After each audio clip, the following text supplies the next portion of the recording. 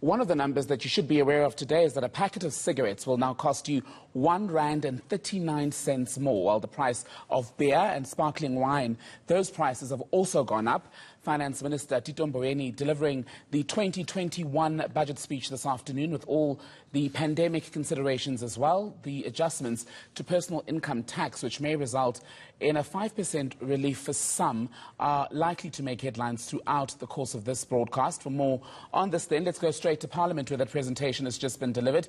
Bring in eNCA reporter Lindsay Dentlinger. Lindsay, I don't imagine that there'll be a lot of praise from the opposition for the budget, as is always the case. Well, the Minister kept it short and sweet, but let's get straight into it because they've been waiting patiently with us. Firstly, I have the Freedom Front Plus's Dr. Pieter Groenewald. The Minister keeping very short and sweet, no increases in the taxes. That should be something positive? Yes, surely it is positive. So the Freedom Front Plus welcomes the fact that there is no increase in personal tax, although there is a 27 cent fuel levy that will have a negative effect on the cost of living. How concerned should we still be about the country's growing debt that is going to continue to grow, the Minister said, in the next 2 years, although revenue a little bit better than originally forecast in October? It's very disturbing. South Africa is in a crisis as far as that is concerned. At present, the debt is about 3.95 trillion. At the end of the medium term, they're talking about 5 trillion. The debt service cost alone is 270 billion annually, increasing at the end of the term to 340 billion. So if the government was a company, they would have been liquidated. And we're going to pay a dear price for that. There's not going to be enough economic growth, and that will result in more job losses. And we have a steep hill lying ahead as far as that is concerned. Thank you very much, Mr. Pieter Groenewald from the Freedom Front Plus. If I can ask Mr. Kwankwa there from the UDM, please can you keep your mask on, sir? Sorry to step on up, sorry to ambush you like that.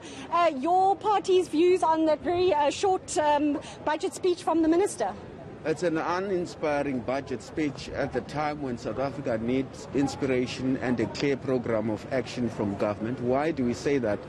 It seems like the budget speech intended to maintain the status quo rather than to try and take the South African economy out of the troubles and the problems it finds itself. There is no clear growth strategy there, for instance. There's no strategy about how to reduce unemployment, how to create jobs and reduce inequality. I'm not sure if you saw, and I did not see any of that. We are disappointed that once again the government decided to favor the private or the corporate sector instead of reducing value-added tax, because when they increased it, they said it was a temporary measure. But now they've decided to incentivize the private sector once more, which embarked on an investment strike even at the time when it was reduced to 28%. You will recall that, for example, if you were to look at personal income tax, it contributes about 500 billion rands. Your value-added tax, 350 billion rands, and corporate income tax, a minuscule amount of 200 billion rands. So it made sense to cut VAT and increase corporate income tax. But we are happy that they did not introduce any tax increases for the public. It's a welcome relief. Thank you very much. That's Mr. Yomzi Kwankwa from the UDF. I'm just going to I'm just going to ask Mr. Wayne Thring of the ACDP just to step up. Please just cover your nose, please, sir, the mask. Social grants, only a 2.2% increase. The poorest of the poor going to be very hard hit. Your views on those increases announced for social grants? Well, certainly the ACDP is not impressed by the amounts that have been given to particularly to those who are the poorest of the poor in South Africa. The one thing that we can say that we do support is the sin taxes. Otherwise, I think largely unimpressed. The ACDP warned as far back as April last year that we warned that a hard lockdown will have negative consequences on the economy, and we actually seen an increase in debt to GDP from an average of 45% to now 81.8% and expected to grow to 88% in the 24 medium term. We've seen that government debt also continues to grow. Budget deficit continues to grow.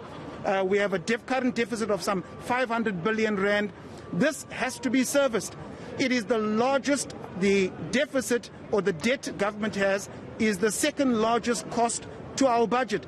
It is unsustainable.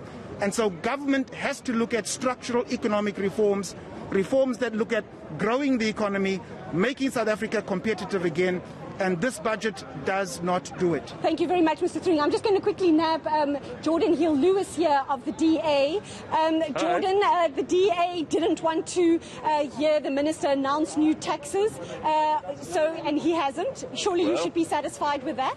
Well, he was a bit sneaky there, I'm afraid. 27 cents increase in petrol levies actually is a very tough tax for the poorest and most vulnerable South Africans. If you get to work on a bus or a taxi, that means higher taxi fares. Food prices will go up because of transport. So that is actually a tax increase and one that disproportionately affects those most vulnerable. So not good.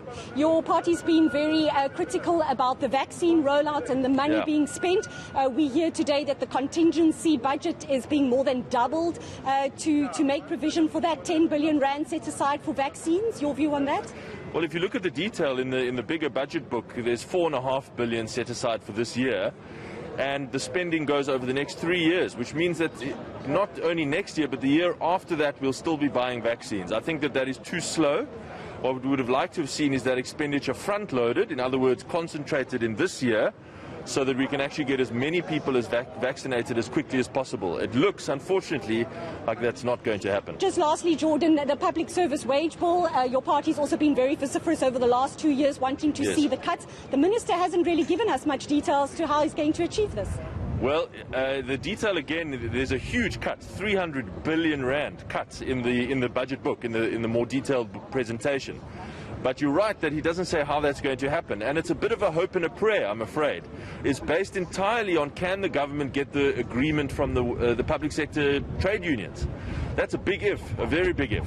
So we'll be watching that very carefully, because if that target goes out the window, well, then the entire budget is out the window. Thank you very much, Jordan Hill-Lewis from the DA. Tembekile, I'm going to beg your indulgence just for one more moment while Mr. Paul Mashatile, the Treasurer General of the ANC, is with us. Thank you, Mr. Mashatile. Thank you for waiting. Yes. How does this budget that the Minister has tabled this afternoon speak to reforms by the ANC? Well, we welcome it as the ANC. I think it's a good balancing act under the circumstances. As the Minister said, we've lost 200 billion rand in revenue, but a lot of resources have gone in the right direction. Higher education for university students. We also welcome the allocation for the rollout of the vaccine, very important to us, so that we can fight the pandemic, but also support the Minister's medium-term plan to stabilize the debt by 2024 and create a surplus budget. I think it will help us with our efforts for economic growth. We don't really hear much detail from the Minister as to how he's going to bring state-owned enterprises, which are all teetering on the brink of financial collapse.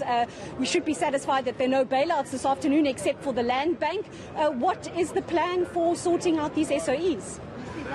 I think the Minister would have taken a view that the relevant ministers will speak to those areas in terms of looking at state-owned enterprises. I think he just chose to deal with those that are in dire straits, like the Land Bank. But surely I think once we start with the debate on the budget, the relevant ministers will go into the details on how we sort out other state-owned enterprises, because they are very important as we drive growth. Mr. Mashatile, just lastly, very small increases for people who are largely reliant on the social grant network. How does your party plan to help those out of the doldrums with such very, very small increases that we haven't seen, below inflation increases that we haven't seen for a long time in social grants? Well, I do welcome the fact that there is an increase, and I think it will go somewhere to help those who are in distress. We also welcome the social relief grant for unemployed people. And although some people might say it's not enough, but I think it's a positive move for government to continue to increase social grants. Thank you very much for your time, Mr. Mashitile. Thank you. Mbekile, that's what I have for you from Parliament. For now, back to you in the studio.